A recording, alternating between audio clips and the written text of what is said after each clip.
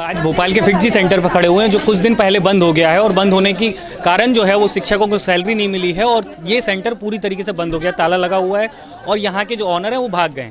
यहाँ पे जो पेरेंट्स हैं बच्चों के, जो जिनके बच्चे यहाँ पे पढ़ रहे थे, उनके पेरेंट्स यहाँ पे प्रोटेस्ट कर रहे हैं और मांग कर रहे हैं डीके गोयल को गिरफ्तार किया जाए, साथ ही जो उनका फीस जमा हुआ था वो वापस किया जाए। यहाँ पे भोपाल सेंटर में ही जो है 400 से ज़्यादा बच्चे जो हैं पढ़ते थे और उन सबके क्लासेस जो है 6 महीने से ज़्यादा से जो है क्लासेस डिस्टर्ब हैं। 2 महीने से ज़्यादा तो हो गया है जिसमें पूरी क्लासेस बंद हैं। यहाँ के जो सुमित श्रीवास्तव सेंटर हेड हैं उनके खिलाफ़ प्लस डीके गोयल जो है उनके खिलाफ़ ज़रूर जो है एक्शन लिया जाना चाहिए, क्योंकि एक ही सेंटर में इतने सारे बच्चे सर्वाइव हुए हैं और ऑल ओवर इंडिया में इतने सारे सेंटर एक साथ बंद हो रहे हैं और इनको कोई भी जवाबदारी नहीं है कि सामने एग्ज़ाम्स हैं बच्चों के और बच्चे इतने ज़्यादा परेशान हो रहे हैं, पेरेंट्स इतना परेशान हो रहे हैं। कोई गाइडलाइन सरकार की तरफ से या हमको प्रशासन की तरफ से कोई आश्वासन नहीं दिया जा रहा है, जबकि हमने 100 से ज़्यादा पेरेंट्स ने स्टेटमेंट दिया है MP नगर थाने में।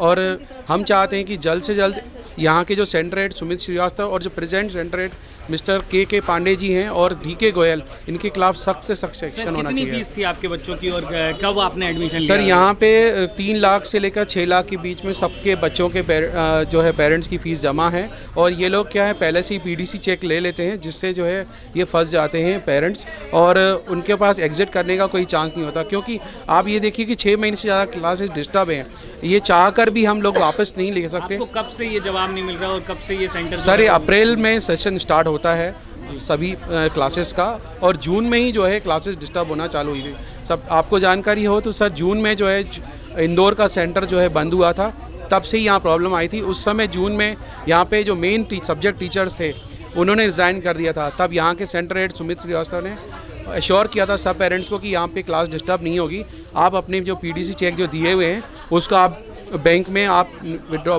निकालिए मत और उनको आप जाने दीजिए।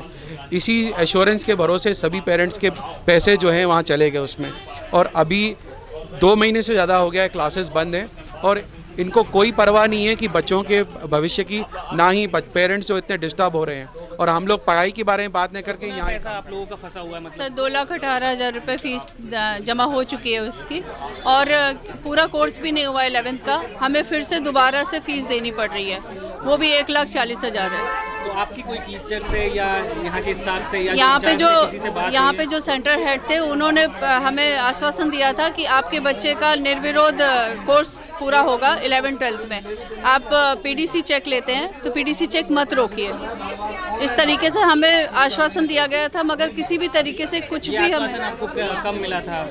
अभी मिला था या सर जून में मिला था, जून में मिला था। तो मतलब जून से आप लोग पूरी तरीके से फंसे हुए हैं और जून से अभी तक ये दिसंबर, जी सर, जनवरी आ गया है और 2 महीने बाद एग्जाम है, 3 महीने बाद, तो उसको लेके आप प्रोटेस्ट। तो आपकी डिमांड क्या है? सर डिमांड तो यही है कि हमारे बच्चों के साथ में जो हुआ है कम से कम आगे आने वाली जनरेशन, आगे आने वाले बच्चों के साथ में ना हो। एजुकेशन कोचिंग सेंटर को लेकर के नई गाइडलाइन बननी चाहिए और ताकि डीके गोयल जैसे चेयरपर्सन, डायरेक्टर इस तरीके का कोई ना कर सके।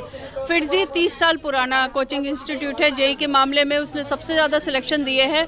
अगर वो एक 5 स्टार कोचिंग सेंटर अगर ऐसा कर सकता है तो छोटे मोटे कोचिंग सेंटर की तो कोई औकात ही नहीं है, वो कभी भी इस तरीके के घोटाले करके भाग सकते हैं। सर आपका ये कौन सा प्रोटेस्ट है? इससे पहले भी आप क्या प्रोटेस्ट कर चुके हैं? बिल्कुल, हम लोग FIR करने गए थे और बीच में जब प्रोटेस्ट हुआ हम लोग सब लोग शामिल हुए हैं और हम लोग बहुत निराश हो चुके हैं कि इतना सब करने के बावजूद अभी तक हम लोग को आश्वासन कुछ भी नहीं मिला सरकार की तरफ से या कुछ और। जैसे कि आप बता रहे हैं कि आप FIR करने गए थे या पहले भी जी कलेक्टर के ऑफिस में गए थे, ऑफिस से भी गए थे, तो उसमें अभी तक क्या कार्रवाई आपको मिला है या प्रशासन की तरफ से क्या आश्वासन मिला है? पुलिस की तरफ से ये मिला है कि 3 जनों की टीम शायद दिल्ली गोयल सबको करने गई है, अरेस्ट करने गई है, लेकिन अभी तक पता नहीं चला है कि उनको अरेस्ट किया है कि नहीं करा है। ये एक बहुत बड़ा स्कैम है। आप सोचिए यहाँ पे कम से कम 700 बच्चे हैं जिनसे 3 लाख तक की, 3 से 5 लाख तक की फ़ीस ली गई है और ऐसा ही सब जगह से फ़ीस लेके इन्होंने कहीं उनको सर्विसेज प्रॉपर नहीं दी है और ये पूरा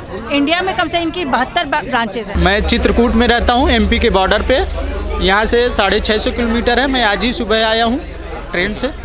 तो आपके बच्चे यहाँ रह के पढ़ाई कर रहे थे? जी, बच्चों को यहाँ रखा है कि अच्छी शिक्षा मिल सके, उनको अच्छी कोचिंग मिल सके, लेकिन उनको कोचिंग के नाम पे धोखा मिला और मैं वहाँ पे अपने माँ बाप को अकेले छोड़ करके, बूढ़े हैं, यहाँ पे आया हूँ न्याय के लिए कि न्याय मिले और बच्चे का जो पैसा जमा हुआ है रिफंड हो और कोचिंग वाले को इसकी सज़ा मिले ताकि दोबारा ऐसा कोई न कर क्या सके। करते हैं आप, क्या व्यवसाय करते हैं, क्या करते हैं? जी सर, मेरी वहाँ चित्रकूट में परिक्रमा मार्ग पे दुकान है, मैं दुकान चलाता हूँ। अच्छा, दुकान चलाते हैं। जी, मध्यम वर्गीय आपने हम। कितनी फीस जो है वो दी थी, जमा की थी सेंटर को? हमने सर एडवांस में 365 के डीपीसी दिए थे, चेक दिए थे, जिसमें से 1,80,000 रुपये ले चुका है कोचिंग सेंटर और इसी साल एडमिशन करवाया था हमने। इस साल आपने कब, मतलब अप्रैल में या अभी कुछ समय पहले एडमिशन? नहीं, अप्रैल में करवाया था। तो आपने देखा कि हमने इन पेरेंट्स से बात की जो बाहर से भी आए हुए हैं, भोपाल से तो जो पेरेंट्स हैं वो तो आए हुए हैं, साथ में इस प्रोटेस्ट में शामिल होने के लिए बाहर से भी पेरेंट्स आए हुए हैं। ये जो हैं चित्रकूट से आए हुए हैं, भोपाल से लगभग 600 किलोमीटर दूर